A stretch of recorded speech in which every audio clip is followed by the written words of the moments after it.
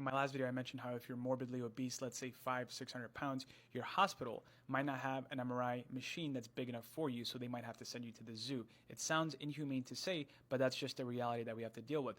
Obesity has become such a problem in our country, probably the leading killer if you think about it, because it contributes to cancer, it contributes to heart disease, and contributes to infections, and so on, that really it should be the forefront of everything we do in medicine is how can we reduce rates of obesity, but it's such a sensitive topic to talk about. There are people who cannot lose weight. For example, if you have hypothyroidism, your thyroid hormones are low, you are going to have an excessively difficult time losing weight. Now, is that the majority of people? Unlikely. The majority of people, if they eat right, might have substantial weight loss. But again, is it really our fault as individuals? Maybe to an extent, right? Maybe we're not trying hard enough, but also the country we live in really gives us the worst food possible to eat.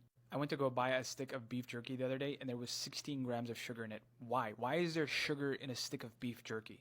Not to mention our food is processed to death, right? You're not eating whole nutrients. You're opting for the white bread instead of the wheat bread, and the white bread is stripped of the nutrients that otherwise the wheat bread would be giving you. It's a public health pandemic, just like smoking, right? You see all these commercials on how smoking is bad and you shouldn't smoke, and all these programs at schools trying to tell kids, hey, don't get into this habit because you can have cancer, you can have all these other issues. Why are we not doing the same for obesity? Why are we not doing it at the same level that we're doing it for something like smoking? If you're morbidly obese, you might have a higher chance of heart failure. If you have heart failure, your chance of being alive 5 years after being diagnosed with heart failure is not that high. It might be around 50%. That's like other cancers. Like if you think about it, being morbidly obese has the same survivability as some cancers. That should hit home.